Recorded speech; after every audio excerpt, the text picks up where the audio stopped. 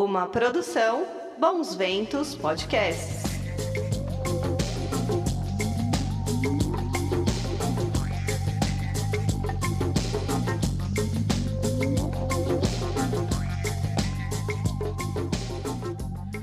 Menina e menino, tudo bem aí? Eu sou o Guto e você está ouvindo o podcast Vamos Falar sobre Ufologia. Hoje de fundo, para quem está ouvindo no Spotify e nas outras plataformas de áudio, nossa trilha sonora é incrível, banda Cake, da pesadíssima, grande banda aí, demais. Olha, queria agradecer mais uma vez a todos vocês que me mandaram aquela mensagem maravilhosa durante a semana. Obrigado, pessoal. Obrigado ao Fotos e Vídeos do Japão, ao Vini Vinícius, Leonardo Falcão, Tabata Siqueira e a todos os outros que curtem e trocam uma ideia em nosso Instagram ali. Se você quer mandar uma mensagem, é só ir lá em @Vamos Falar sobre Ufologia e aproveito para pedir para você se inscrever em nosso canal do YouTube. Tá, vamos falar sobre ufologia, a gente está aí em rumo às 1000 curtidas, então me dê essa forcinha aí. Se você não é inscrito, se inscreve lá no nosso canal do YouTube, tá? E esses dias, hein, aquele vídeo aí que viralizou no Instagram, no YouTube, daquele dirigível, vou confessar aí pra vocês que à primeira vista eu também achei que fosse um OVNI, aí, um vídeo real, né, pelo tanto de gente que tava passado ali na estrada filmando, que tava olhando daquele jeito, mas é foda, né, pessoal? Realmente na ufologia tá difícil, né? Se você vê um caso aí de um ET na sua frente, desconfie. Como as pessoas que analisam imagens de UFO aí sempre dizem, 95% do conteúdo postado e mandado para eles é fake. E não é novidade aí pro nosso país, né? E mundão aí movido a fake news, é uma pena, né? Então é isso, então sempre desconfie. Não esqueça, 95% do que os caras recebem é fake. É fake. Então fique de olho, tá? Principalmente para compartilhar, né? Pô, compartilhar coisa fake é foda, né? Meu? Coisa de salame. Como diria aí o nobre jogador Adriano Imperador, Deus perdoe essas pessoas ruins. É. E é isso aí, eles que trazem sempre as melhores dicas de filmes e séries sobre OVNIs. Vamos falar com eles, o casal maravilhoso. Tudo bem aí, Rafa, Chay? Sobre o que vocês vão falar hoje? Fala, Guto. Fala, galera. Beleza? Todos bem por aí? Hoje o filme é The Arrival, em português, A Invasão. Gênero ficção científica / terror, lançado em 1997, dirigido por David Twohy. Espero que eu esteja falando certo. O personagem principal é estrelado pelo Charlie Sheen e se chama Zane Zaminsky, que é um radioastrônomo que descobre um sinal que ele entende que é um contato com uma vida extraterrestre inteligente. E ele, que tinha um emprego maneiro, uma namorada muito gata, tem a vida virada do avesso depois disso. Bem característico, né, desses filmes de alienígenas. Quando ele descobre esse sinal, ele mostra para o chefe, supervisor dele, e ele é demitido por conta disso. O chefe dele não aceita muito bem, fala que ele está viajando, que ele precisa trabalhar menos, e ele toma esse pé na bunda. Só que ele fica com a pulga atrás da orelha. Ele fala, cara, realmente eu tive esse contato, eu recebi um contato, e resolve investigar por conta própria. Aí as coisas desandam, saem do controle, e desenrola-se uma senhora aventura que é eita atrás de eita, e é eita mesmo. Só que é antigo, os efeitos são antigos e não são dos melhores. Então não vá querendo ver uns alienígenas super bem feitos, com 3D, a coisa é meio viagem assim, e os efeitos são precários. Mas a história é maneira, você tem que embarcar na aventura. Porém, nada me incomodou mais nesse filme do que ele ter como estrela principal o Charlie Sheen. Porque eu tenho menos de 30 anos e meu primeiro contato com ele foi ele sendo o Charlie do Two and a Half Men. Então, eu peguei ranço dele. Então, tive que me desprender muito desse personagem para eu conseguir assistir o filme. E eu consegui fazer isso e foi maneiro, é uma aventura bacana. Se você tá numa tarde chuvosa, sem nada para fazer, já viu todos os filmes maneiros, é um filme bacana para você assistir. Essa é a dica de hoje. Me contem, eu sei que muita gente já assistiu, até o Guto falou dele há um tempinho atrás. Me contem aí o que vocês acham dele. Falou, beijo, galera! Valeu, Chay. Valeu, Rafa, aí pela dica. Arrival, da Pesadíssima. Assistam essa dica maravilhosa, hein? E vamos para a nossa entrevista de hoje aí com a ajuda do meu amigo e ufólogo da pesada, Arthur Neto aí, meu parceiro de podcast, com maior honra, maior orgulho, grande Arthur, um ufólogo raiz. E a gente vai entrevistar hoje ela, que é psicóloga clínica desde 1989, pós-doutoranda em psicologia no tema dos OVNIs, suas ramificações e parapsicologia. Ela é doutorada em psicologia da saúde, em avaliação psicológica na saúde mental, mestrada em psicologia da saúde, em neuropsicologia da consciência, cognição e emoção pelo Instituto de Psiquiatria e Neurologia da USP. Estuda e trata pessoas contactadas e abduzidas há mais de 30 anos, aí com técnicas psicoterapêuticas especializadas que ela mesma desenvolveu. Ela pesquisa cientificamente contato com OVNIs e OSNIs e abduções alienígenas e seus efeitos na mente e no comportamento humano. Parapsicologia, psicologia anomalística, neurociências, ergonomia e física quântica. Ela é pioneira em levar estudos e pesquisas e abduções alienígenas para eventos de psicologia no Brasil, levando também para o exterior. Conferencista na área de psicologia e consciência e em temas dos OVNIs e fenômenos relacionados. A doutora Mônica Borini, a quem eu já agradeço muitíssimo. Olha só a formação dela, que maravilhosa, né? Então, que honra a gente ter aqui ela com essa atenção e disponibilidade. Então, eu vou aí pedir para o querido Arthur começar essa entrevista e fazer a primeira pergunta para a doutora Mônica. E aí, Arthur, manda ver, cara. Doutora Mônica Borini, muito obrigado por participar conosco aqui do nosso podcast. Vamos falar sobre ufologia.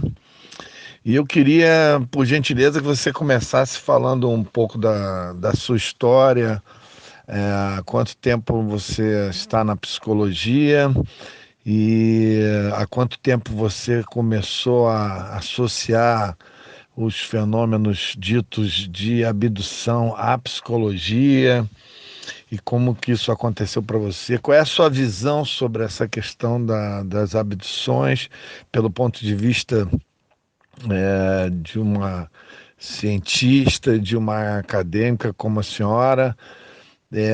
O que você pode nos dizer sobre essa percepção do fenômeno da abdução na psicologia clínica? Olá, Arthur. Agradeço o convite de estar aqui com vocês e com todos os que estão ouvindo. Eu sou psicóloga, né? Estou na profissão já há 32 anos, trabalhando como clínica, e alguns anos para cá eu venho trabalhando como pesquisadora.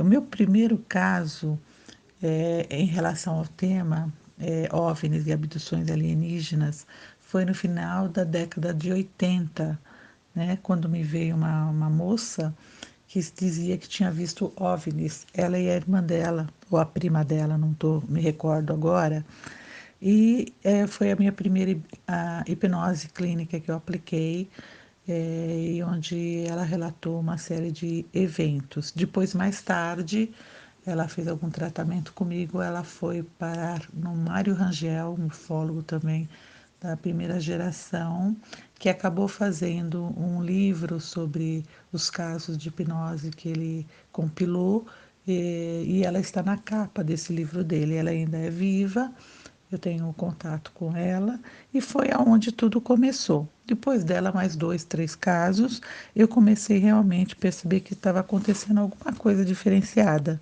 E depois de um tempo, eu percebi que realmente estava diante de algum fenômeno anômalo. O fenômeno que parece ser estranho, na verdade, ele ainda não tem explicação, tá? Existe muita especulação, a ufologia fala muita coisa, mas se a gente for ver pelo ponto de vista científico, não existe comprovação que existem alienígenas tão inteligentes quanto nós ou mais do que nós. Não existe essa comprovação científica. O governo abriu sobre os OVNIs, inclusive este ano o Pentágono também confirma a existência dos OVNIs, vários países já haviam aberto seus arquivos e inclusive o Trump criou uma força espacial este ano, né? Então parece que está se chegando aos poucos algumas informações que vêm de encontro, né, a essa minha hipótese, né, da existência realmente dos OVNIs e das abduções alienígenas. É importante frisar que para a ciência é necessário realmente de constatação de dados, né? Não adianta só ter evidências. Então, assim, a gente tem que ver que a pesquisa científica é diferente de uma investigação ufológica, né?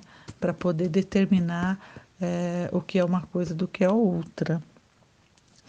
É importante também dizer, né, esclarecer que a ufologia não é uma ciência, né? A ciência é feita não só de evidências e de fatos, né? Ela não tem, eu creio nisso, não tem a crença, ela tem a prova concreta, né? Ela tem um evento que pode ser replicado em qualquer parte do mundo. E o fenômeno OVNI, ou mesmo de abdução alienígena, é um fenômeno complexo, né? Que você não tem como estar levando esse tipo de coisa muitas vezes para o seu laboratório e fazer as coisas acontecerem quando você quer, né? Eles acontecem esporadicamente, então são fenômenos de difícil pesquisa, mas não são impossíveis de pesquisar, né? Existem algumas pessoas no mundo preocupadas, alguns cientistas preocupados com este tema e cada um desenvolvendo alguma coisa dentro da sua linha de pesquisa, ou seja, na área da psicologia, da física, da biologia, né? Então é importante salientar que quem faz ciência são os cientistas, são os acadêmicos, porque eles estão preparados, eles têm o conhecimento de metodologias, eles sabem o que a ciência espera, né, como resultado para validar uma prova concreta da existência disso ou daquilo, né? Então, diferentemente de uma doutora americana, a doutora Clancy, que alguns anos atrás veio trazendo a questão que os abduzidos, na verdade, quando submetidos à hipnose, trazem falsas memórias. Eu penso de maneira contrária. Esses mais de 30 anos que eu venho pesquisando vieram a me comprovar situações diferentes, né, dessas abordadas por ela. E a hipótese dela é que não existe abdução. O que acontece é que as pessoas submetidas sob hipnose, elas são sugestionadas pelos operadores da hipnose, ou seja, pelo terapeuta, pelo ufólogo, e que confundem a mente dessa pessoa e ela acaba acreditando, né, que sofreu alguma coisa e que o trauma que ela traz é referente a isso. Ela fez a pesquisa dela, eu acredito que eu não sei se ela pegou a amostra dela para poder fazer essa pesquisa, se pegou os melhores sujeitos, né? Houve realmente uma seleção criteriosa, então eu tenho as minhas questões, né? No meu caso, as minhas pesquisas deram resultados contrários, diferentes. Então, eu continuo, né, partindo da hipótese que esses fenômenos podem ser reais, tá? E é para isso que eu venho estudando no momento, né? Então, é isso, Arthur. Aproveitando como complemento da sua resposta, excelente resposta, eu queria saber, assim, se você já tem uma ideia, assim, a grosso modo, se você tem uma ideia de quantos pacientes durante esses anos todos passaram por você com essa questão da abdução. Desses, se você tem uma ideia de quantos seriam um falso positivo, se existe esse componente, se existe esse percentual de falsos positivos, pessoas que acham que, por exemplo, seriam abduzidas, mas na realidade você pode concluir que não o foram.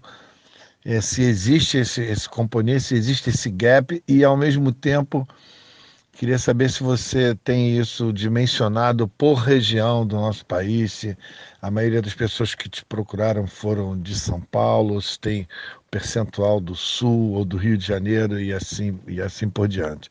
Se você tem esse dado de âmbito assim mais regional para nos passar, mais ou menos. Então, Arthur, olha, eu atendo esses mais de 30 anos trabalhando como clínica, psicóloga clínica, centenas e centenas de pessoas, tá? Não vou te falar um número exato, porque não fiz um levantamento agora de imediato aqui para te falar exatamente, mas foram muitas pessoas, tá? Ainda tenho pessoas que chegam a mim, né? A porcentagem dessas pessoas por região também não fiz uma estatística ainda, né? Não completei isso, mas assim, pessoas de todos os lugares. Vieram pessoas do Paraná, do Rio Grande do Sul, Rio de Janeiro, Mato Grosso, Bahia, de todas as regiões. E principalmente, né, do estado de São Paulo, do interior de São Paulo, por conta do meu consultório estar situado nesse estado, né? Agora você pergunta sobre os falsos positivos. Existe, né, algumas pessoas que realmente elas se confundem, elas estão equivocadas, elas pensam que perceberam alguma coisa e não foi aquilo, que o trauma que elas têm, aquilo existe sim, mas é a minoria, tá? É a minoria e isso um terapeuta qualificado pode detectar, né? É, o que eu posso estar dizendo agora. A minha pesquisa atual, eu tenho sujeitos em vários lugares do Brasil também, né? A minha pesquisa está localizada no território nacional. E então não dá para te falar um número exato de pessoas, mas tem uma grande quantidade de pessoas assim, de todos os níveis sociais, econômicos, culturais, né? Você encontra pessoas que falam que passaram por experiências de abdução ou tiveram contato com OVNIs e, e isso de alguma maneira ou está angustiando elas ou realmente houve uma alteração na consciência delas de forma que elas mudam a vida ou elas precisam de ajuda, elas querem falar e elas precisam procurar pessoas profissionais qualificados, né? E muitas vezes elas não encontram. Então, assim, independente desse fenômeno ser real ou um subproduto da mente, ele precisa ser estudado com seriedade pelos cientistas, pelos pesquisadores acadêmicos e também tratados pelos clínicos, né, pelos médicos, pelos psicólogos, pelos psiquiatras, com o cuidado que merece.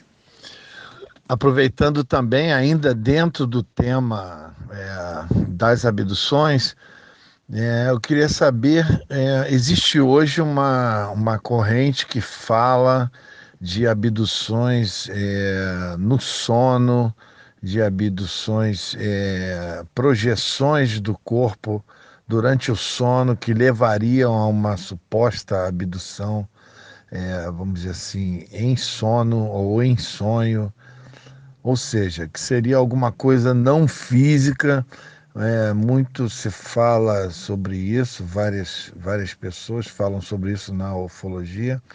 Eu queria saber se você já viu esse tipo de coisa no universo de pacientes que te procuram, que você trata, se você já viu esse tipo de observação e o que você acha disso, se isso é possível mensurar, talvez pela quantidade.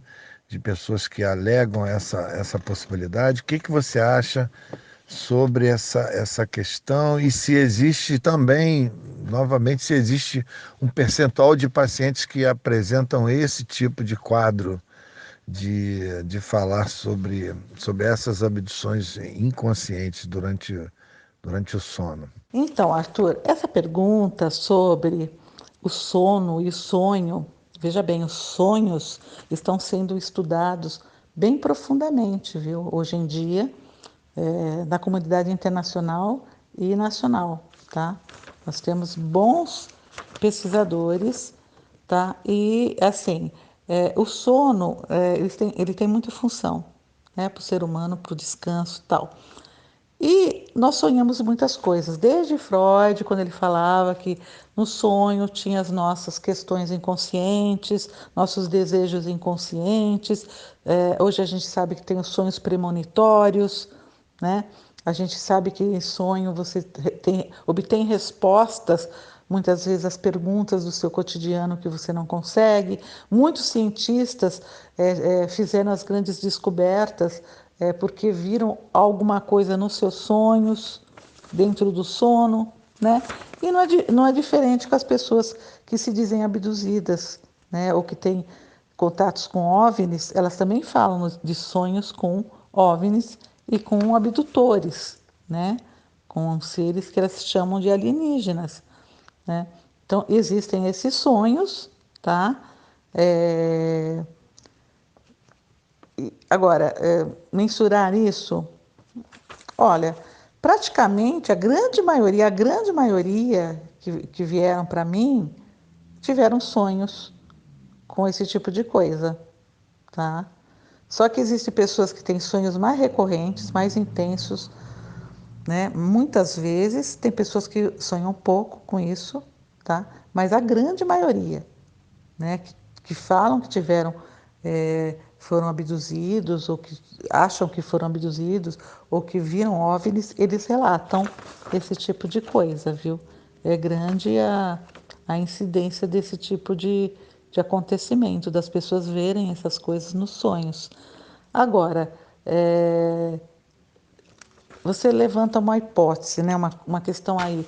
A pessoa pode ter uma experiência de OVNI ou de abdução num estado não físico, aí é uma questão de querer compreender o que é o mundo onírico, né? O que é o mundo do sonho, o que ele representa. Por exemplo, para os xamãs, o sonho, né? Os xamãs, quero dizer, os curandeiros, né? Os índios curandeiros, xamãs, ou mesmo hoje os modernos xamãs, né, no mundo ocidental, o sonho é uma carta do nosso inconsciente para o nosso consciente. E se a gente conseguir ler ela, decifrá-la, a gente resolve alguns dos nossos problemas no nosso cotidiano, né, que nos estão perturbando, né? Então, assim, essas experiências que as pessoas contam de entidades alienígenas e OVNIs no sonho, para a gente poder determinar aquilo está acontecendo de fato, a gente tem que começar a compreender de física quântica, né? De neurociência, né? O que é a realidade, afinal? É que está dentro de nós ou que está fora? Ou as duas é uma coisa só, né? Porque tem gente que acha que sonho é uma banalidade, sonhar é uma banalidade. Para outros, para quem estuda consciência, os sonhos têm muito significado, né? Porque, a princípio, segundo as teorias psicológicas que vêm numa linha psicanalítica, nos sonhos eles vêm cheios de símbolos, né? Às vezes carregado de mitos, carregado de arquétipos, como diria o Jung, né? Então é uma questão de compreensão, né? Se a abdução pode acontecer, vamos dizer, uma hipótese, ou você ver um OVNI aqui fora, no estado de vigília, por que você não pode ver um UFO ou um alienígena no seu mundo onírico, né? Até onde? O que é a realidade, afinal? né? Então, aí você tem que começar a entender dessas ciências, tá? Para você poder ter uma compreensão maior, se você quiser se enveredar por esse caminho de compreensão, se as coisas que acontecem no sonho são reais ou não. Elas, com certeza, devem ser reais em outra frequência, né? Em outra instância, né? Mas a nossa consciência está no estado de vigília, que é o estado nosso de acordado, tá? Queria que você nos falasse agora sobre exopsicologia. Fiquei muito curioso, né? Queria saber exatamente qual é a definição esse novo estudo na área da psicologia clínica, fundado por você em 2014, se não me engano, no Congresso Latino-Americano de Psicologia, né? Você lançou um livro, inclusive. Queria que você nos falasse sobre esse estudo, sobre esse novo ponto de vista e qual é a aplicação prática dele em relação aos pacientes, em relação às pessoas que estão no seu universo terapêutico. Então, sobre a exopsicologia. Bom, a exopsicologia, eu fundei ela em 2014, tá? Eu levei, tinha um congresso de psicologia na Guatemala, se eu não me engano, era o 5º Congresso Latino-Americano de Psicologia,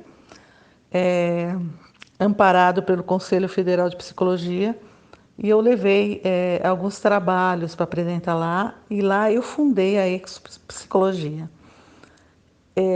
publicando um livro, né, no que significava Exopsicologia, a Síndrome da Abdução Alienígena, e apresentei dois trabalhos, duas pesquisas, né, quantitativas, né, derivado desse tema.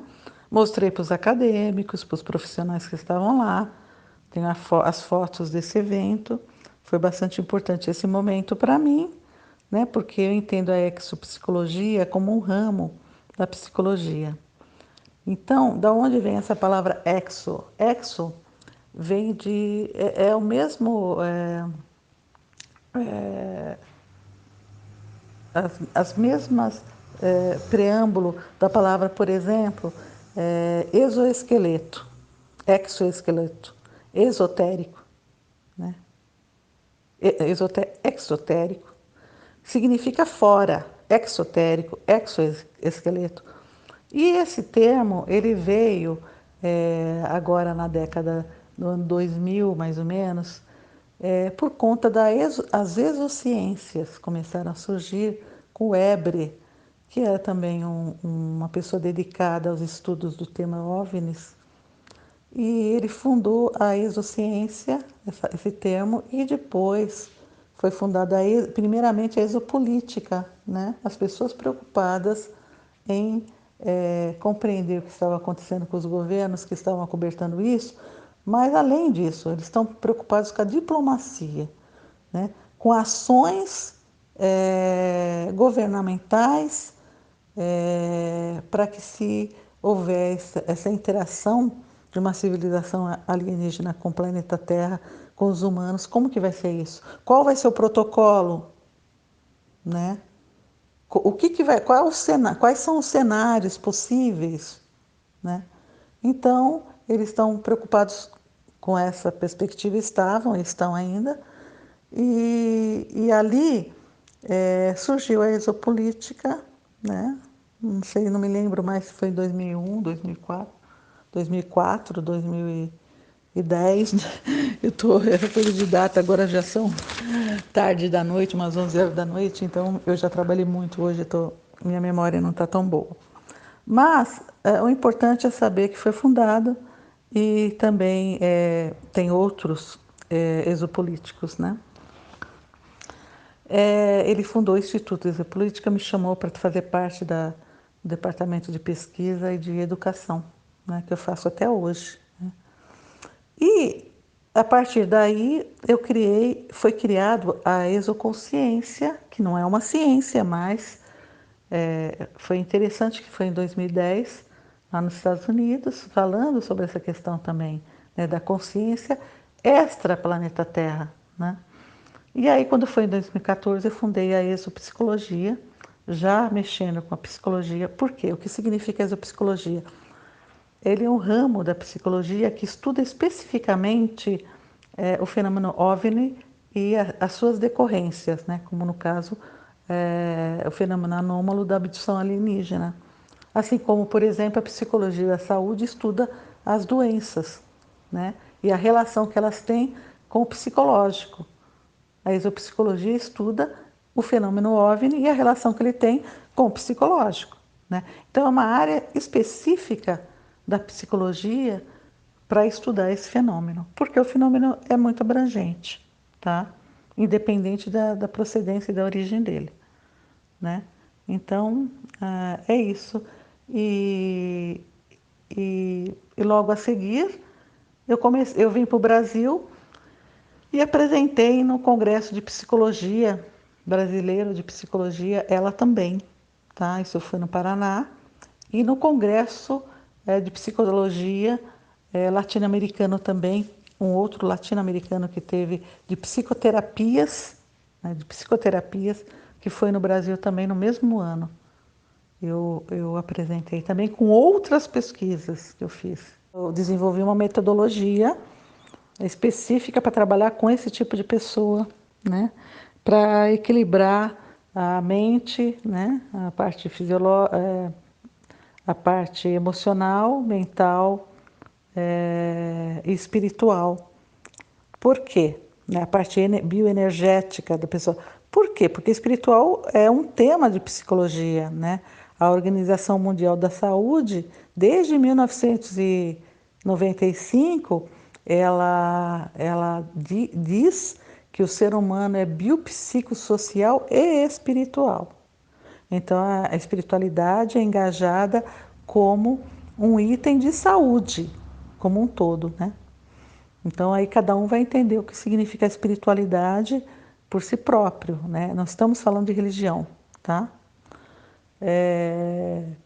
Em 1998, ela enfatiza isso também. O ser humano é psico, social e espiritual. Então, essa metodologia que eu criei, que é uma psicoterapia, vamos dizer assim, uma exopsicoterapia, é justamente para aplicar para essas pessoas que eu comecei, no decorrer dos anos, ter que inventar e criar alguma coisa que abarcasse essas pessoas que tinham questões diferenciadas das comuns, no sentido de campo energético, porque eu trabalho com a psicoterapia corporal, que vem de uma linha de ergonomia, de campo energético, e dentro de estudos científicos, não é nada paracientífico, não é nada, vamos dizer assim, alternativo. São posturas psicológicas, de psicoterapias validadas pelo Conselho Federal de Psicologia, né? Vou aproveitar agora para botar um pouco de pimenta nessa entrevista. Porque eu fiquei curioso, eu queria saber, além da sua experiência, quando as abduções entraram na sua vida, né, na sua vida como terapeuta. Além disso, você já gostava antes de ufologia? Você acompanhava alguma coisa? Você era cética como cientista ou não? E aproveitando para saber, você já teve alguma experiência sua, pessoal, é, particular com o fenômeno UFO? Você já viu alguma coisa? Já passou por alguma experiência extraordinária? Ou tem alguém muito próximo da família que também já teve esse tipo de experiência? Qual é a sua percepção pelo mundo da ufologia, de uma maneira geral aí? O que você acha? Conta pra gente agora. Agora é a hora de confessar. Então, essa pergunta é interessante, né? Se eu tive experiência. Olha, no início, que eu já estava lidando com esse assunto, acho que foi em 89, eu estava na praia e vi um objeto no céu, não sei o que era aquilo. Para mim era um OVNI porque não se parecia com nada, ele era alaranjado. Então, mas eu desconhecia o assunto, né? Porque eu era cética, eu nunca tinha ouvido falar muito nesse assunto. Então, para mim era o início de alguma coisa nova que eu desconhecia, né? Que foi nessa época também que eu comecei a conhecer a ufologia, que também estava meio no início, né? O pessoalzinho no início, né? E aí eu comecei às vezes, pessoas que eram conhecidas me chamavam para ir, vamos numa vigília, vamos fazer um estudo de campo. Eu ia, porque eu tinha amigos biólogos, eu participei de grupos para conhecer o assunto, grupo ufológico, né? Eu e um colega meu fundamos um grupo de estudos, isso na década também, no final da década de 80, onde a gente chamava pessoas que entendiam desses assuntos para dar palestra para a gente. Então a gente começou a se inteirar do fenômeno, né? Então, com essas pessoas, eu realmente vi algumas coisas, sim, no céu, que podemos dizer que eram coisas anômalas, né? Que foram fotografadas, que foram filmadas, né? E eu comecei a perceber que realmente estava vendo alguma coisa, tanto que começou a chamar muita atenção e sincronizado com os pacientes que estavam vindo, eu percebi que era um caminho que eu estava disposta a seguir, que eu queria conhecer mais profundamente, né? Qual a minha percepção do mundo da ufologia? Bom, eu conheci a ufologia bem lá no começo, né? Quando estava o pessoalzinho das antigas, vamos dizer assim, né? E era uma ufologia, assim, muito vibrante, né? Um pessoal sério, né? Um pessoal realmente querendo compreender o fenômeno, né? Pessoal assim... E a comunidade passando informações que vinham, não era aquela avalanche de informações, mas eram coisas mais pontuais e que tinha um brilho, uma coisa bacana. Hoje em dia, eu vejo, como eu percebo, né, conversando com alguns ufólogos, com algumas pessoas que participam de eventos, isso, aquilo, nessas 2 últimas décadas, eu vejo como eu posso te dizer assim, que a ufologia meio que perdeu o foco, sabe? Perdeu o foco, ela se tornou muito comercial, né? E redundante. Então, vira e mexe aos mesmos casos falados, porque precisa se fomentar os assuntos, né? Ou seja, na mídia, falada, escrita, televisiva, né? Então, eu acho que isso faz com que as pessoas fiquem uma coisa enfadonha. Eu acredito que perdeu o foco, no meu ponto de vista. Eu acho que precisa haver uma reestruturação. Eu acho que algumas pessoas... Houve muitas cisões, né, na ufologia, muitas brigas de poder, porque tem toda a parte política também dentro da ufologia, né? E existem pessoas sérias, ufólogos sérios, existiu no passado, existe hoje, mas que muitas pessoas também não conseguem atuar muito porque foram formados meio nichos, né, redutos. E eu fico pensando nesse pessoal jovem que vem e que precisa de espaço, né, para ganhar espaço dentro da ufologia para investigar o fenômeno, né? Então eu acho que precisaria ter está faltando sair um pouco de ser xerife, né, de ufologia e ir mais para a questão do coração mesmo, sabe?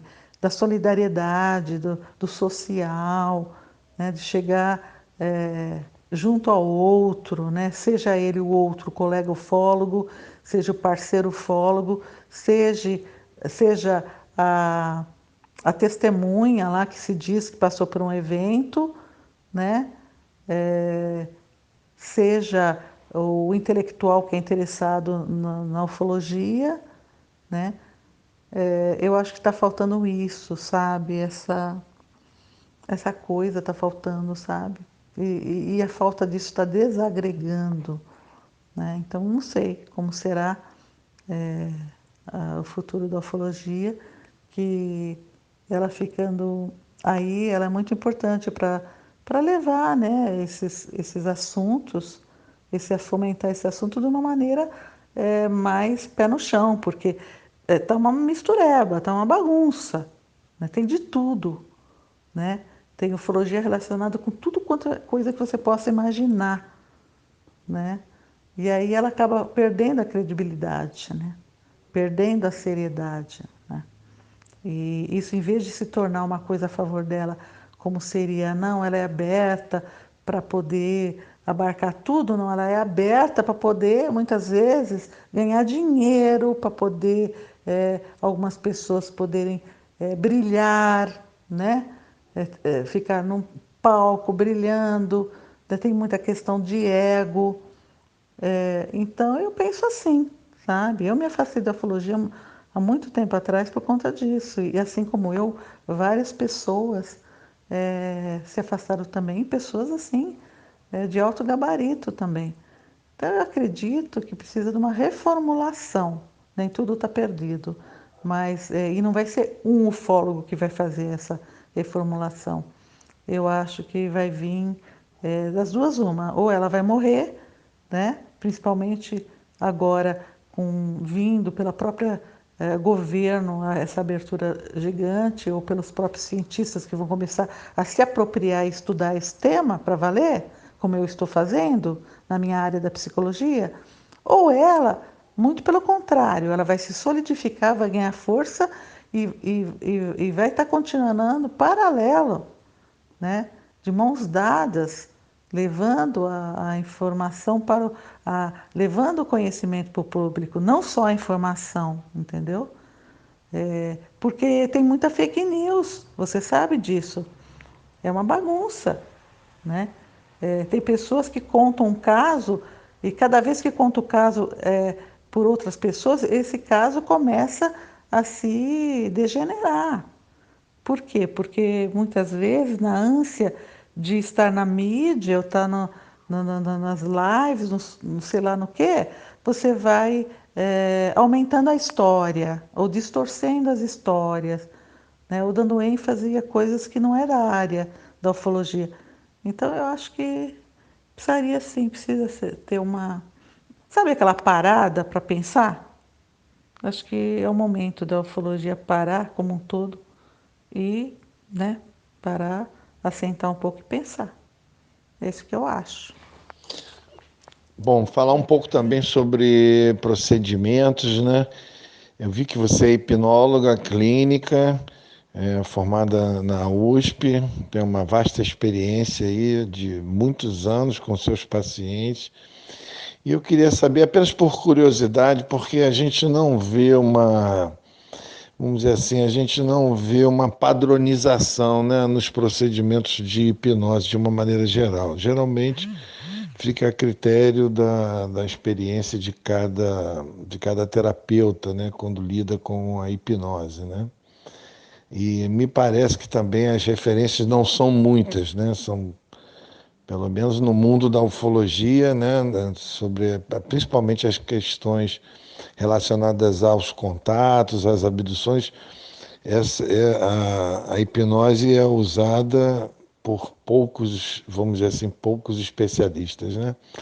Aí eu queria saber um pouco mais sobre isso, na sua experiência rotineira, quando você lança a mão dessa ferramenta da hipnose, qual é a sua visão em relação, assim, por exemplo, quantas vezes você precisa fazer uma hipnose, regredir uma pessoa para ter alguma informação mais objetiva sobre o que aconteceu com ela realmente, e se você consegue determinar que aquela pessoa passou realmente por uma experiência ufológica e se existe uma ligação entre número de hipnoses, de regressões que você precisa fazer para você determinar, ou se isso é varia de paciente para pessoa, se isso é subjetivo. Como é que se lida com esse tipo de coisa? Eu tenho curiosidade também, tem pessoas que são menos suscetíveis a uma hipnose, outras são mais suscetíveis, e a maior curiosidade de todas, se uma pessoa consegue, vamos dizer assim, ludibriar o terapeuta e fingir que está hipnotizado e contar uma história, como é que na cabeça do especialista funciona ter que tomar essas precauções e ter que fazer essas observações? Como é que isso funciona para você? Então, Arthur, nessa pergunta sobre a técnica da hipnose, a hipnose eu aprendi muito na época também, no final da década de 80. Eu fiz meu curso de hipnose na USP de São Paulo, no Instituto Oswaldo Cruz, que era o Instituto de Medicina. O curso foi extenso, era um curso só para médicos, psicólogos e dentistas naquela época, comandado pelo Dr. Lívio Pincherli, que era um médico que tinha um departamento lá dentro desse instituto, e a gente se deslocava, ia para lá e estudava a técnica da hipnose de uma maneira médica, né? Com um viés médico. Então, existiam muitos dentistas que queriam fazer os seus tratamentos nos seus pacientes sem aplicação da anestesia. Então, eles queriam aplicar hipnose. Médicos queriam fazer cirurgia de rim, cirurgia de fígado, cirurgias sem aplicar anestesia, só com a hipnose. E eu, enquanto psicóloga, estava lá que eu queria entender melhor a mente, o inconsciente e aprender a aplicar hipnose nos meus pacientes, né? E foi fantástico, porque lá a gente viveu coisas interessantíssimas, né? Porque era teoria e prática. Eu vi dentista tratando paciente, ele filmou sem anestesia, vi cirurgia de rim sem usar anestesia, e o paciente não sentiu dor. E eu vi pessoas, a gente fez vários experimentos. Então, assim, aprendi a hipnose lá, uma hipnose muito técnica, e comecei a utilizar.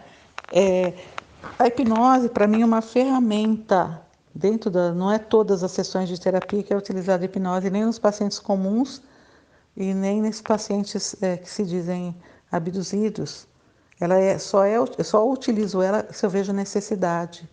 E se há necessidade, é utilizado.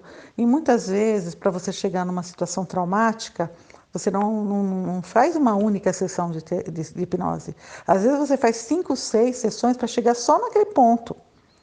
Faz em outro dia, depois numa outra sessão. Por quê?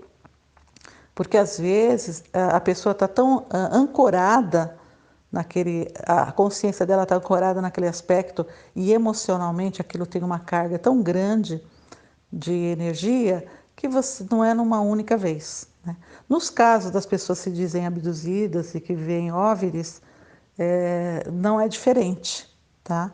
Vem com conotação muitas vezes de trauma, mesmo quando a pessoa fala que passou por uma experiência ótima, boa, foi tudo maravilhoso, quando ela regride, tem situações que tem cargas de energia grande, isso não quer dizer que seja ruim a experiência para a pessoa.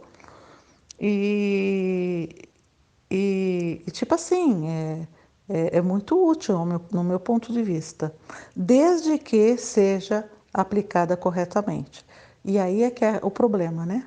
Aonde que as pessoas estão fazendo esses cursos de formações, né, da técnica da hipnose para aplicar?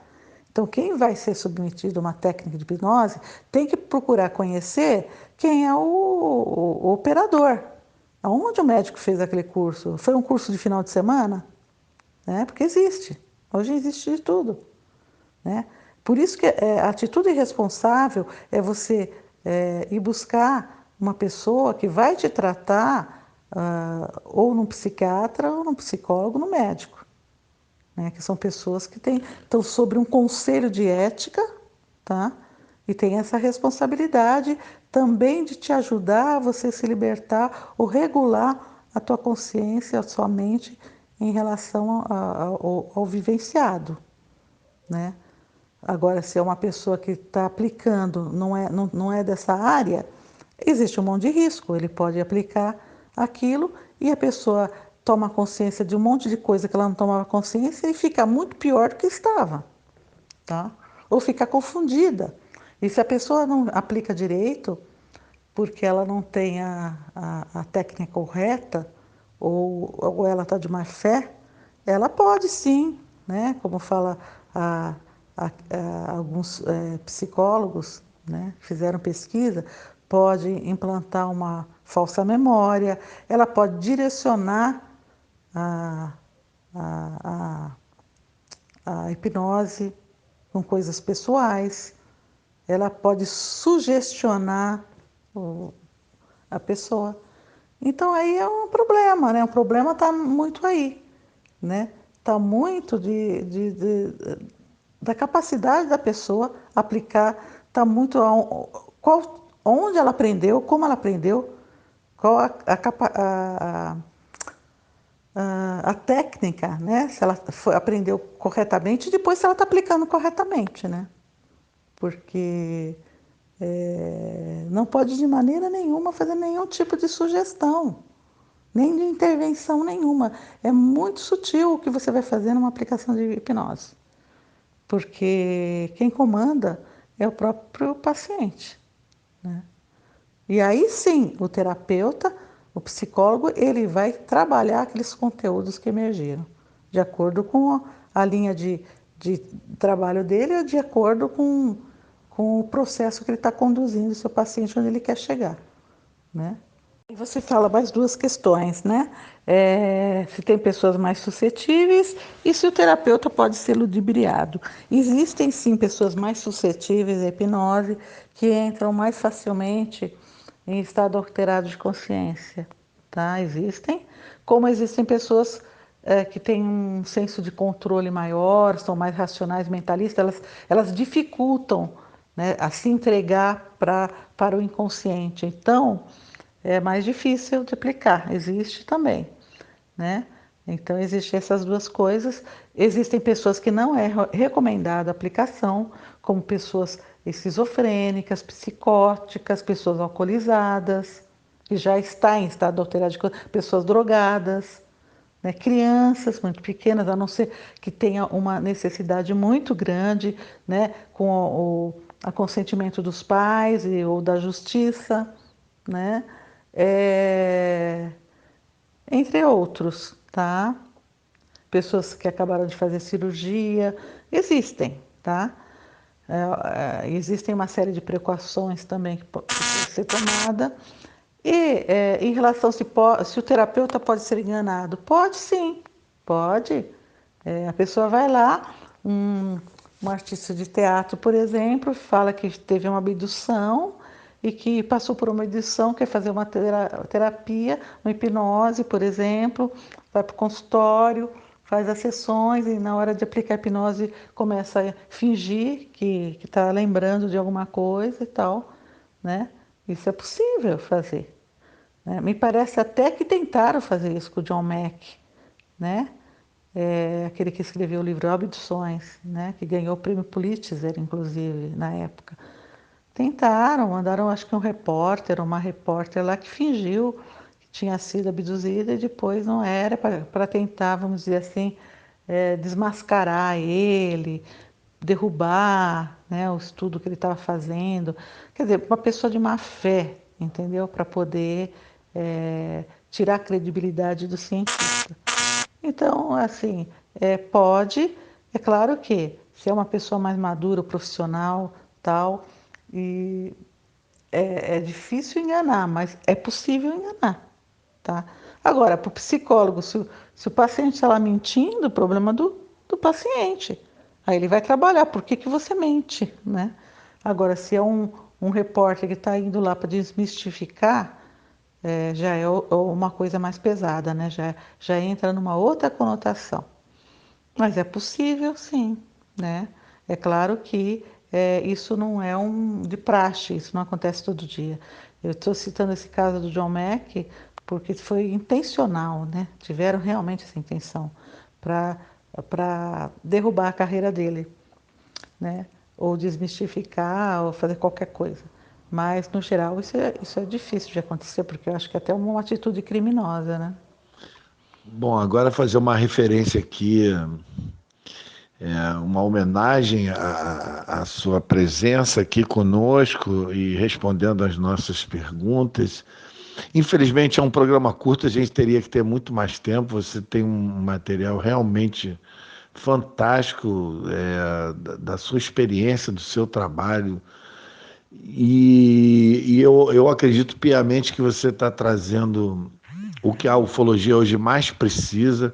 A ufologia hoje carece muito de conhecimento que nós possamos transformá-lo em conhecimento pragmático, em conhecimento acadêmico até, onde a gente possa aplicar vamos dizer assim, metodologia científica para explorar esse conhecimento, publicar esse conhecimento. Então, eu acredito muito nisso. Acredito, apesar da banalidade hoje da informação ufológica, da publicidade hoje, que é o principal, né, da corrida pelas as mídias sociais aí na ufologia, a ufologia também está nesse contexto.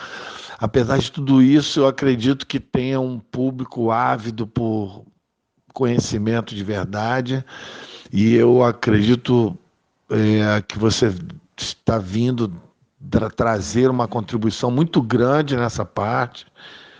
Por isso eu estou te explorando aqui com muitas perguntas, mas eu vi que você tem um livro sobre a energia do corpo, sobre a energia psicológica do corpo. Eu não sei se eu estou me expressando corretamente, mas eu queria que você falasse um pouco mais sobre isso e falasses a sua visão, nos dê um panorama aqui.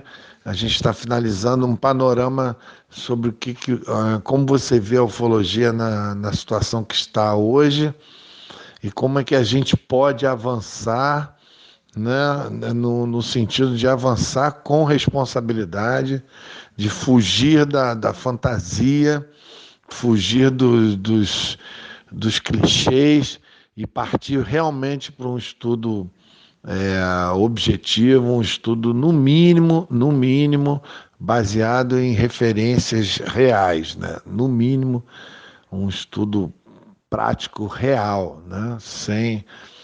Claro, a subjetividade desse fenômeno sempre existirá, né?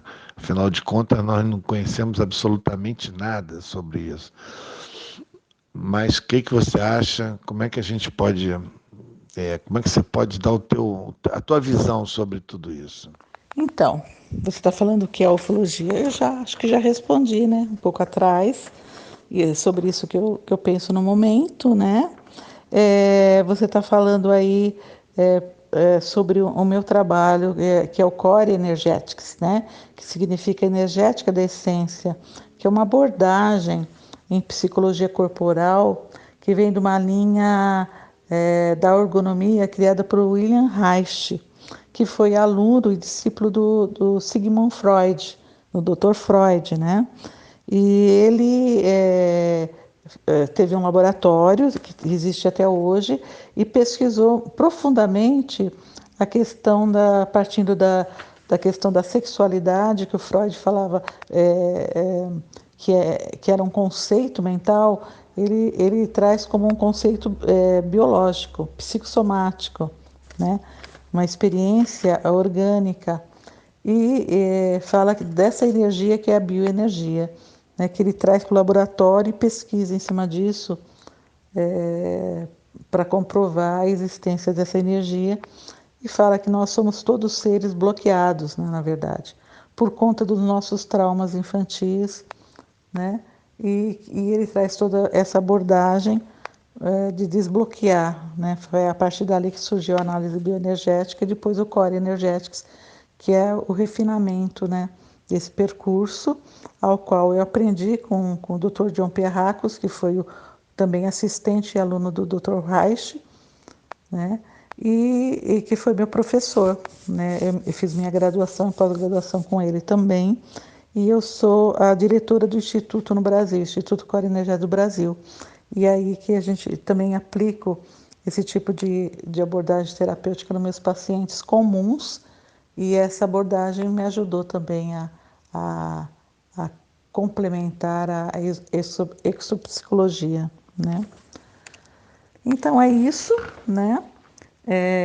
Se alguém quiser meu livro, eu tenho o livro Core Energetics que eu posso estar enviando, né? É só entrar no meu site www.monicaborini.com.br. Ali tem o telefone, tem também o WhatsApp, né? É muito interessante, eu estou falando do William Reich, esse psiquiatra e cientista natural. A história dele, ele relata os avistamentos que ele teve com UFOs. Inclusive, ele mandou questionários para a NASA na época e tudo mais. Ele teve esse tipo de experiência. Então, ele era bastante interessado nesse assunto quando ele atingiu a maturidade, né? E assim também como o Carl Gustav Jung, que foi um psicólogo, um psicanalista, que criou a análise, né? A análise em psicanálise também, análise, e que também era um aficionado também pelos OVNIs, né? Ele escreveu um livro também falando sobre os objetos do céu e também ele fazia parte de uma associação, uma sociedade de pessoas que tinham que gostavam desse assunto de OVNIs. Então é muito interessante, né? Os dois pupilos do Freud tiveram experiências ou estavam conectados com o assunto OVNIs. Isso é fantástico, né? Interessante demais, né? Então, o que mais que eu posso? Você perguntou para mim, parece que você perguntou sobre isso. E sobre a ufologia mesmo, né? Você quer saber o que eu penso, já falei. Deixa eu ver aqui a sua pergunta. Eu acho assim, que essa questão dos OVNIs, ela é só a ponta do iceberg, né? Eu acho que tem muito mais coisas aí que nós estamos esperando para conhecer, porque, veja bem, a minha hipótese é que eles são reais, né? E estamos lidando realmente com alguma coisa anômala. Então, eu parto do princípio que eu fico esperando as notícias governamentais, né? Bom, para finalizar, queria aproveitar e já agradecer a sua presença aqui conosco, doutora Mônica Borini. Muito obrigado por nos atender, por participar aqui do nosso bate-papo, responder aí nossas perguntas. Teria muito mais perguntas para fazer, explorar mais a sua experiência, mas infelizmente a gente tem um tempo curto.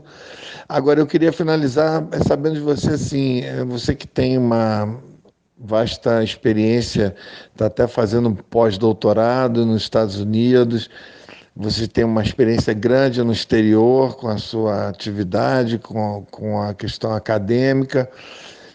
Como é que seus colegas, tanto no Brasil quanto no exterior, veem seus colegas psicólogos, terapeutas, professores, doutores, como é que esse universo acadêmico vê essa questão da ufologia, essa questão das abduções, assim, quais foram as barreiras que você encontrou, o que você teve que enfrentar, se você teve algum tipo vamos dizer assim, de discriminação, se você teve algum tipo de problema para seguir em frente com a sua atividade de atender aos pacientes oriundos dessa experiência dita ufológica. Como é que o universo acadêmico no Brasil e no exterior vê essa questão, isso a partir da sua experiência, a partir do seu ponto de vista? O que você pode nos dizer sobre isso? Eu que agradeço, Arthur, pela possibilidade de a gente estar se encontrando nesse bate-papo, podendo estar conversar sobre esse tema tão interessante e poder estar levando algum tipo de conhecimento e contribuição referente à minha pesquisa, meu estudo, né? E o que eu venho fazendo. Eu agradeço bastante, viu? Então, em relação aos colegas, de forma nenhuma, nenhum preconceito, nenhuma julgamento, muito pelo contrário. Essas pessoas me indicavam pessoas antigamente, continuam me indicando pacientes. Eu percebo que meus colegas da área, né, que é a minha área da psicologia, eles têm bastante responsabilidade e ética nessa questão de que eles não sabendo, não conhecendo ou não conseguindo lidar com a questão, encaminhar. É isso que a gente faz. Quando a gente não consegue lidar com alguma coisa, a gente encaminha.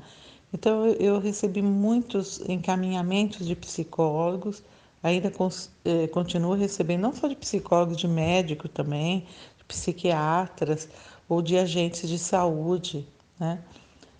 Então, eu não vejo nenhuma discriminação com meus pares, vamos dizer assim, né? Agora, na academia, sim, existe aqui no Brasil bastante preconceito. Toda vez que eu toquei nesse tema, eu vi que as pessoas ficavam meio assustadas ou tinham um ar tipo, isso aí não é importante, é, ou eu não acredito esse tipo de coisa de uma maneira, ser vista de uma maneira científica. Então, assim, tem sim no Brasil, embora isso já está mais aberto, né? Foram muito poucas pessoas que conseguiram fazer algum tipo de produção científica nesse meio, é raro, tá? Pouquíssimas pessoas, mesmo assim, são em diversas outras áreas, ou na antropologia, ou na história, ou em outras áreas, na área de sociologia. Por quê? Porque é um tema difícil, né, de mensuração, é um tema difícil de você fazer replicação, é um tema difícil de você. O OVNI não aparece na hora que você quer e nem você consegue levar ele para o laboratório, né? Para entrar dentro de umas posturas científicas, né? Ou metodologias, ou critérios. Então é difícil, né? E mesmo nessa questão da relação com a mente, é complexa, né? Fazer pesquisa nessa área, principalmente na minha área, né? Que a gente trata da mente. E a mente ainda, se você para pensar, ela é algo. Onde está a mente? Né? Você sabe onde está o cérebro, mas onde está a mente? Né? Ainda existem estudos sobre isso. Né? Então, eu percebi, por perceber isso, que eu recebi uma informação que havia uma bolsa de estudos para pessoas que já tinham caminhado. É uma área já acadêmica grande, no sentido de já ter feito um PhD, um doutorado, para dar continuidade à pesquisa. Então, eu precisei ir para os Estados Unidos, precisei morar lá 6 meses, precisei entrar em contato com a universidade, precisei fazer entrevista, me submeti a exames, né, a questionamentos, tanto verbal, em relação ao meu conhecimento, como escrito. Então, assim, não foi fácil, e não é fácil, né? É uma carreira acadêmica. E fiz tudo isso pensando nesse objetivo de estudar mais profundamente esse tema, que são os OVNIs e a síndrome da abdução alienígena. E aí eu consegui, né, ser aceita para fazer a minha pesquisa no meu tema e só parei, tive que parar por conta da pandemia agora, né? Tudo ficou parado. E em breve vou estar retomando, né? Então ela está seguindo, tá? Os meus sujeitos são de várias partes do Brasil, né? Não tem um lugar específico. E os resultados dela ainda vai alguns anos, eu acredito mais uns 3 anos ou 4 de pesquisa, uma pesquisa extensa, difícil, né? Que engloba algumas ciências, como a física, por exemplo, né? Então ela é uma pesquisa que eu vou estar lidando com com questões muito avançadas no sentido de conhecimento, né, de contemporaneidade, mas estamos aí, né? Vamos produzir, vamos ver o que acontece, né? Então, é isso, Arthur. Agora, eu queria fazer uma correção quando eu falei anteriormente sobre a ufologia, que a ufologia teria que dar uma parada e pensar. Claro, ufologia não tem mente para pensar, são os ufólogos, na verdade, que tem que parar, cada um por si, e pensar no que está acontecendo, né? Na realidade. E nessa questão minha de pesquisa, é importante a gente saber que cada um, sabe, cada um na sua área, todas as áreas têm sua importância, né? Então por exemplo, a gente vê, por exemplo, um cientista, ele pode ser um ufólogo, mas um ufólogo não pode ser um cientista, né? A não ser que ele faça um aperfeiçoamento acadêmico, né? Então, assim, o que se precisa é ter pessoas dispostas a investir tempo, a investir, a estudar, né? E muitas vezes até pagar para isso, que é caríssimo. E nós estamos no momento, principalmente no Brasil, de um desmantelamento da ciência e da educação, né? Onde verbas para pesquisas foram praticamente cortadas, né? Então, assim, fica bastante difícil cada vez mais pessoas se motivarem para dar continuidade e investir tanto da sua energia para poder trazer contribuições para a sociedade, né? Como um todo. Então, cada um na sua expertise, né? A ufologia na dela, né? A psicologia na dela, a física na dela, né? E assim como nós temos outros ramos. Mas é importante cada um ter consciência do significado aonde está, né? Tipo assim, quem sou eu, da onde vim, onde estou e para onde eu vou. E quando eu estou falando isso, eu estou falando também da ufologia, né? Se pensar a respeito. Tá? Então é isso. Eu me lembrei que quando eu comecei a citar essa questão da síndrome da abdução alienígena, estou achando que eu fui uma das primeiras pessoas que falou sobre síndrome na questão da abdução alienígena. Acho que fui eu mesmo que conheci isso. Porque isso, sabe quando foi, Arthur? Foi no primeiro grande evento mundial que houve, que foi em 1997, foi o primeiro Fórum Mundial de Ufologia. Isso foi em Brasília, que foi idealizado pelo Rafael Cury, ufólogo, e depois ele chamou os colegas, os outros, para poder ajudar ele nesse evento lá em Brasília, que foi no Parlamundi da LBV. Eu estava lá, inclusive, e eu dei uma palestra, né? E isso me lembra o quanto paralelamente, eu vim muito próxima da ufologia, né? Assim, eu tenho um afeto grande por ela, né? Porque, querendo ou não, muitos dos subsídios que eu consegui foi através dos meus colegas ufólogos, né? Então, eu tenho um carinho muito grande, tá? Deixa eu ver se tem mais alguma coisa que eu gostaria de estar falando aqui. É, um evento que eu achei assim importante que eu fiz e que às vezes eu penso que isso não ocorre aqui no país, eu fui convidada para dar uma palestra só para médicos e psicólogos no Arizona. Isso faz o quê? Uns 3 anos atrás. Né? Quer dizer, eles me convidam aqui do Brasil, né, para eu dar uma palestra para eles falando sobre abduções alienígenas no Arizona, em Phoenix, sobre esse tema, né? Olha que coisa mais legal, né? Eu fiz, tive contato com muitas pessoas ali que se diziam abduzidas, que me mostraram seus implantes, né? Uma coisa muito rica, que para mim assim foi um marco, sabe?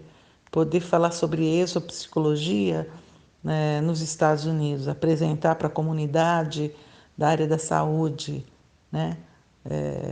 Coisa que aqui no Brasil o pessoal, como eu estou te falando, é mais assim conservador, vamos pôr o nome, mas o pessoal mais conservador. Mas eu já estou abrindo, meu livro já está na segunda edição. Se alguém tiver interessado, é só solicitar. Esse Exopsicologia daqui 2 meses já está aí. Eu posso estar enviando, sim. Inclusive, vou estar dando um curso em breve, por conta da pandemia ainda está meio assim. Estou decidindo se vai ser online ou vai ser presencial, né? Tudo depende da situação. Um curso de exopsicologia para profissionais da área da saúde, médicos, psicólogos e psiquiatras, né?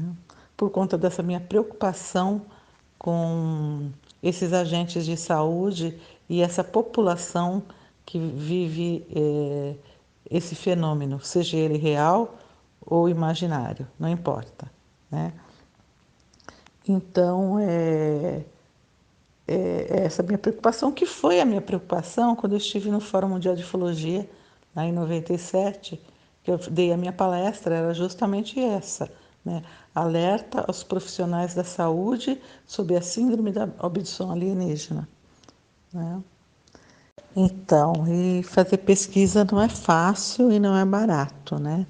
A maioria dos gastos sempre cai sobre a própria pessoa se ela não tem o financiamento para isso, né? E é muito difícil você conseguir financiamento. Então, assim, eu tive que visitar vários lugares, como a Área 51, que eu visitei no deserto de Mojave, nos Estados Unidos, fazer pesquisa. Eu estive no laboratório do Erich von Däniken, na Suíça, em Genebra.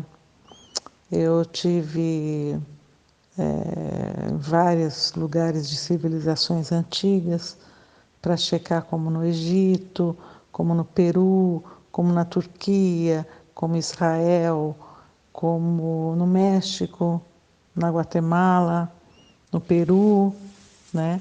Lugares também da Europa, no Havaí, nos Estados Unidos, então, no Japão, né? Tudo com o objetivo também de pesquisa nessa área. Então, a pessoa que se dedica não é fácil não, né, colega, não é fácil não. Para finalizar, uma última pergunta. Eu sempre tive curiosidade se, em razão das pessoas que a procuram para algum tipo de ajuda terapêutica, e essas pessoas sendo oriundas de experiências, vamos dizer assim, de traumas provocados por experiências ditas ufológicas.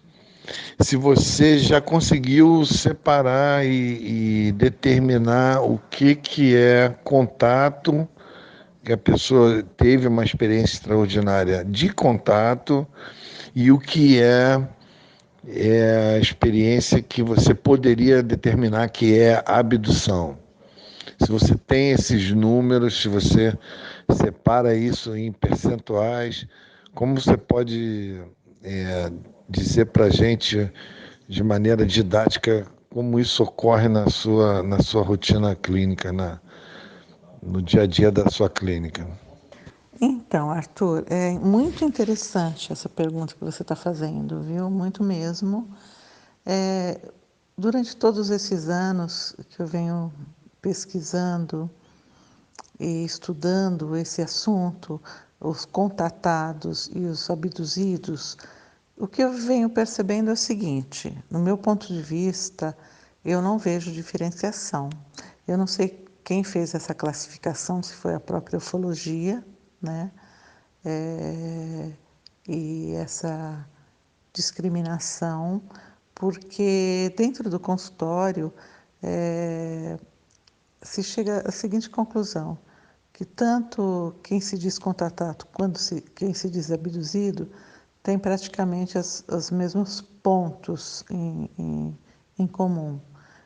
Isso falado no ponto de vista psicológico, tá?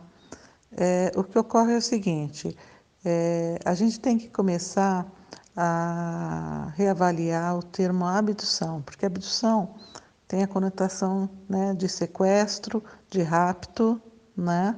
Então a gente já imagina aquela pessoa que está sendo levada numa nave dentro de um UFO ou OVNI, e está sendo levada para uma sala, estão fazendo procedimentos com ela, né? Como se ela fizesse isso contra a vontade dela. E o contatado não, dá a impressão que é uma coisa mais soft, não acontece nada com ele não tem marca no corpo, ele só fica recebendo mensagens, muitas vezes ele alega que é telepáticas e tal. Só que acontece o seguinte, o que é realmente abdução? Será que isso que ocorre com esse contatado também não é abdução?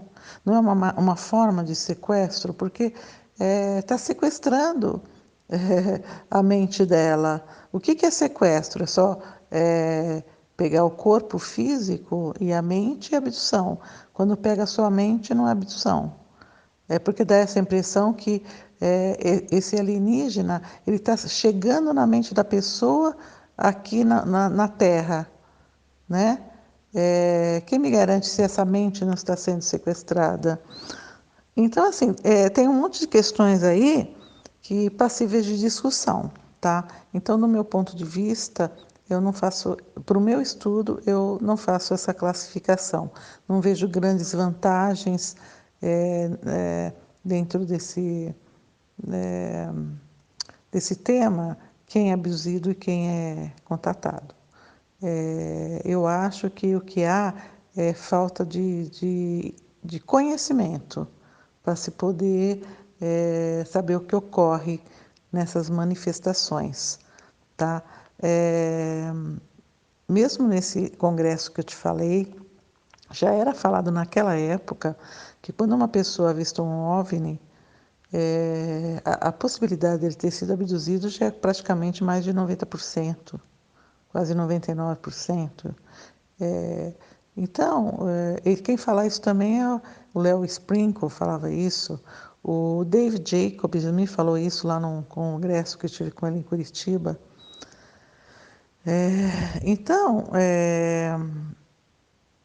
ele pode não saber, o contratado pode não saber que foi abduzido, ele pode também não ter essa consciência, e embora não aconteça coisas com ele, ou ele tenha lembranças, ou mesmo numa regressão isso não venha à tona por alguma razão, né? Porque segundo alguns especialistas, essas entidades alienígenas colocam dispositivos para você não se lembrar do que ocorreu com você, e a pessoa pode passar uma vida inteira e nunca saber que foi um abduzido, nascer, viver, morrer e não saber, porque eles têm esse dispositivo, segundo alguns pesquisadores da ufologia, né, dizem isso, né, é nada científico, mas dizem. Então vamos partir para essas evidências, vamos tentar compreender isso, né? Isso pode acontecer com o contatado, né? Isso desse ponto de vista. E do outro que eu falei, né? Quem me garante que essa mente não está sendo sequestrada? Também é um sequestro, né? Então, para mim, do meu ponto de vista, não tem diferença. Eu agradeço, viu? A gente poder estar conversando e as pessoas que precisarem de mim, qualquer coisa, algum tipo de orientação, ou quiser enviar o seu relato, a sua própria experiência, pode entrar em contato através do meu e-mail, o meu WhatsApp, que está no meu site pessoal, que é o www.monicaborini.com.br, e com isso também contribuir para a pesquisa, né? Não só para a tirar suas próprias dúvidas, como também contribuir para que isso possa cada vez mais a gente trazer dados científicos sobre esse assunto, que é um assunto que eu considero extremamente importante. Ok? Um abraço a todos. Obrigado, viu, Arthur? Ô, doutora Mônica, muito obrigado aí. Tá, entrem lá, doutora, no site da doutora, monicaborini.com.br, www.monicaborini.com.br. Lá você pode entrar em contato com a doutora Mônica, aí tirar suas dúvidas, falar com ela. Super legal essa participação e aquela entrevista aula, né? Que o entrevistado daquela aula maravilhosa pra gente, um puta assunto interessante aí, conduzido pelo Arthur aí, a quem eu agradeço também mais uma vez aí pelas perguntas, né? Que tira sempre o máximo aí do entrevistado, isso é o que a gente quer, né? Saber sempre. E é isso aí, espero aí que vocês tenham gostado. Não esqueça de curtir nossas redes sociais, nosso Instagram, @vamos falar sobre ufologia, nosso YouTube, curta ali, dá um joinha para nós também nos vídeos, que é sempre de grande importância. A participação de vocês também sempre importante. Aí vamos ter novidades em breve em relação aí a nosso novo modo de transmitir o nosso podcast. Então aguarde, meu amiguinho, minha amiguinha, que eu acho que você vai curtir, que vai ficar mais interativo, mais legal, mais lindão, tá bom? Então, até a próxima e olhe sempre para o céu.